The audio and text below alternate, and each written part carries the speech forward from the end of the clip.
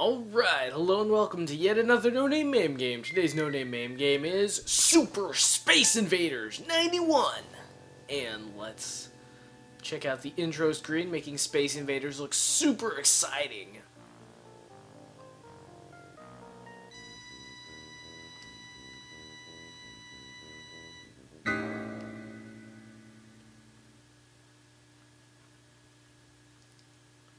And I mean, despite that immense graphical overlay and intro sequence, prepare to be hilariously disappointed as the gameplay is almost exactly the same as Space Invaders. Although you can't even shoot down enemy shots. Not that I remember you could before. Although hey, maybe this is just the first level, and maybe we'll be surprised later on. Well, power up. Okay, I'm digging it. We've at least got power-ups. Just kind of reminds me of this one Space Invaders game I got for the N64 that it was kind of cool to play through like one time, but at the end of the day it was still kind of boring Space Invaders sort of action. And I mean, Space Invaders itself is pretty cool, but wow, that was pretty intense actually. But I mean, Space Invaders is cool, but after a certain point, it just kind of loses something. Oh, I see. So they're just gonna corner me and ruthlessly kill me with bullets. Space Invaders is slightly different when there's no great giant hunks of metal shielding to save your life. Oh, gosh. At the very least, my ship makes a very nice explosion. A triple plus on the explosion graphics. Oh. Well, I'll take them down with my life. You can be confident of that. I just wish it wouldn't come to that so often. Oh, okay. Now I'm starting to see where Space Invaders Extreme comes from. Where, I mean, they stick with the same essential Space Invaders theme, but then they start mixing things up. Adding in weird little quirks like Space Invaders getting fat when you shoot them. It's... I mean, it's cool. I mean, I always liked, though, that the Space Invaders died with one hit, like, without exception. And so this kind of digs on that, kind of kills the... buzzes the mood kill. Kills the mood buzz? But it kind of kills the mood, where now they're fatting up and... oh, gosh. Well...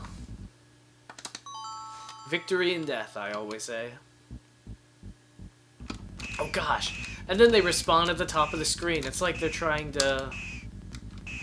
it's like they're trying to taunt me. At the very least, fast or slow, but still. That was ridiculous. Whoa! Okay, things are changing. Well, okay, things are changing very superficially, but it's still kind of the same. But hey. I don't know. I mean, a game like this, it really lives or dies by how much it can change on that established formula. And it's remixing it a little bit, but it seems kind of half-hearted. Like, they still take so many things from granted from the original game that they can't ever truly move on and create anything drastically unique. But, I mean, hey, we haven't really given it a chance. All of that being said, I mean, Space Invaders does kind of have, like, a style completely different from most other shoot-'em-ups, actually. Well, I mean, shoot-'em-ups that don't really date to its day. Because most shoot-'em-ups have, like, you being the ship where you're, like, invading somewhere, you're fluid. Your movement is, like, fluid throughout, like, an enemy base. You're, like, floating, you're, like, making progress, you're going somewhere. Whereas Space Invaders is all kind of about being stationary.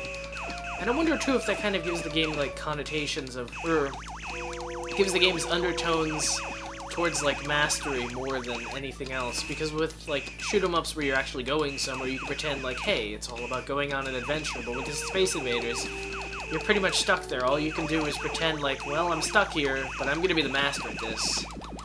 So, just something to think about while we're mindlessly space-blowing. Oh, beefut! Okay. Cattle mutilation, my favorite sport. What is happening here? This is unacceptable. Oh, hey, hey, hey! I was gonna eat him later. Come on. Weird. Well, okay.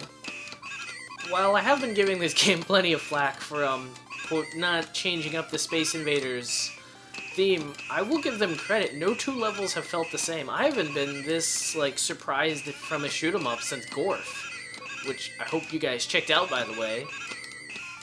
Gorf was this cool little shoot-'em-up that kind of, like, changed from game to game. Like, in the first stage it was, like, Galaga, and the next stage it was, like, Space Invaders, and the next stage it was, well, not Galaxian, that's the same as Galaga, but it kind of did cool stuff. This, it's less about, like, homaging different games and more about, like, remixing a certain... This is more like you've got a certain baseline and you're, like, just changing a couple things around here and there, but but ultimately you're gonna do the same things over and over. Whereas Gorf was all about kind of just changing everything up. Still, I mean, it's a cool game and I want to play at least, very least, just to see what happens next. Although, I do feel like it's getting a little unfairly difficult at times. Nope, no bombs. Just me and my little ship. Although I do like these swarming formations just because then that means it's a lot easier to kill them all. Because then they all kind of accidentally run into my bullets, whereas the ones where you had to aim. Aiming is hard. And that does sound like the sarcastic little taunt and jibe. But in actuality, Space Invaders, that last guy, he's almost impossible to hit. I mean, it was lampshaded in one Futurama episode, but that guy, he's pretty hard, he's pretty fast, and he knows what he's doing. I guess it's kind of like a duel against a very worthy opponent. Space Invaders is a duel. Oh, the shields are back! And... yeah, they blow up if they run into them. Take that. Shields are on my... oh gosh. Bases in my... or bosses in my Space Invaders? What is happening?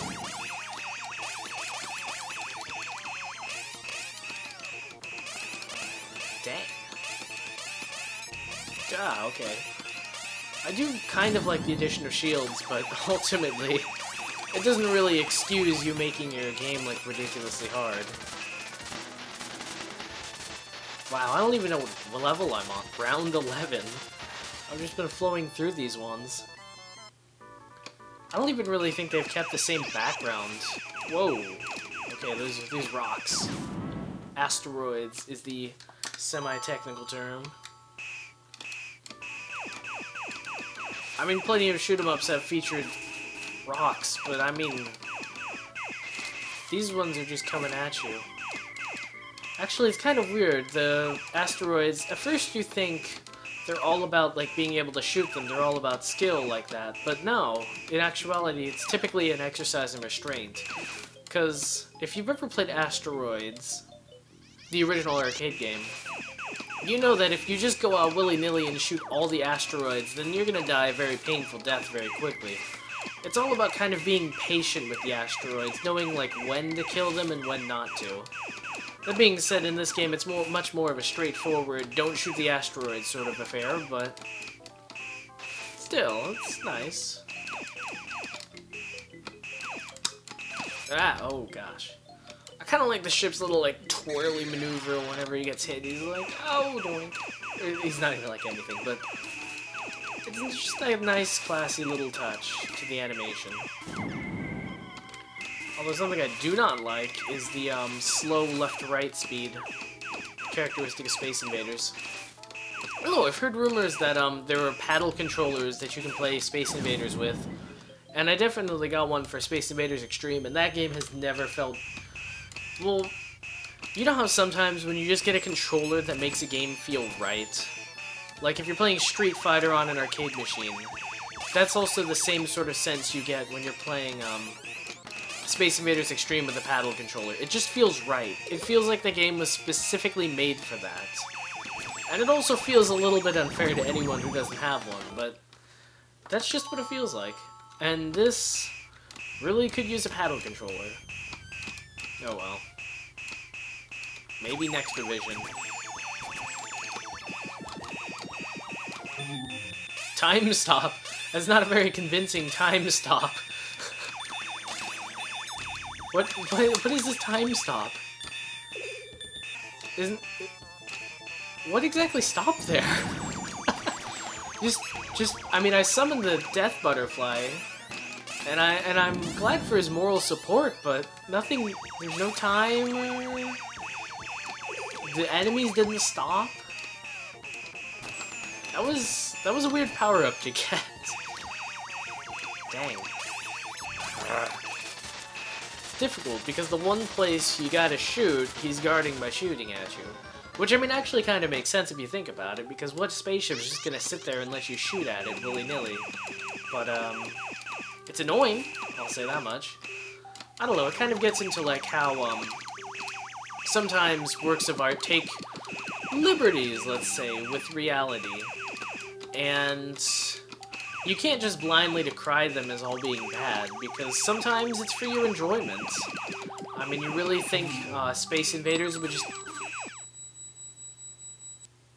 Well, they call it the Destroy Beam, and they're not kidding. Oh my god, that's awesome. Destroy more, please. But, you don't think that, real Space Invaders, when they invade, would go all, American Revolution style, and just hang around in one place. But because they do, it makes for a much more engaging and awesome video game. And you also think this enemy space armadas would just send ship after ship after ship after ship, even though they're just being taken out? No, they'd probably do guerrilla attacks, make every ship count. Man, that destroy beam, it's not even really a beam. They're like little squids. They're my destruction squid gang. I love them. Oh my gosh, it's like threading a needle. A needle that shoots back at you. Or like a needle that's trying to jab back at your eyes. It's actually really freaky. Oh my gosh. I mean, I get that the boss is attacking me, and I get that something's coming out of the boss to attack me.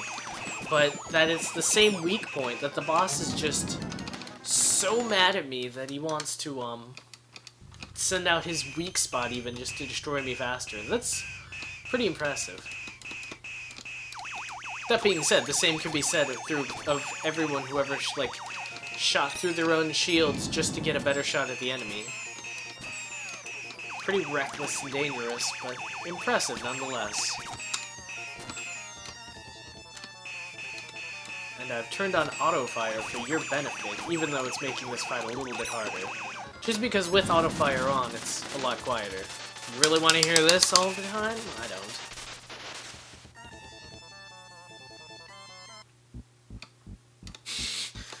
Oh, that's so typical of Space Invaders. I mean, it's the same thing, but now the background is moving right to give a sense of movement. Nice. Oh, okay. So the Killer Butterfly Laser does actually do something. It's just not against bosses. The one time when the Killer Butterfly would really be helpful. Also, I'm not even sure why it's a butterfly. I'm assuming it's something to do with the butterfly effect. It's the only plausible explanation. Also, as a meter, those bottom guys kind of look like legs. Let's not dwell on this. Oh, nice! I wonder if these are where some of the weapons came from Space Invaders Extreme. That being said, we've played this game, we've had our fun, we quickly looked at the top and realized that we don't have any stop-time butterflies in real life. So, good gosh, those cows. It's a wacky game. You wouldn't think it being Space Invaders, but it's got its moments.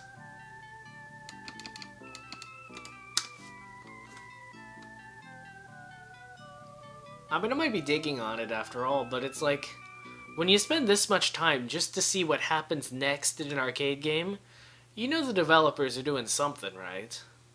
Well, on that note, this cat's got a scat.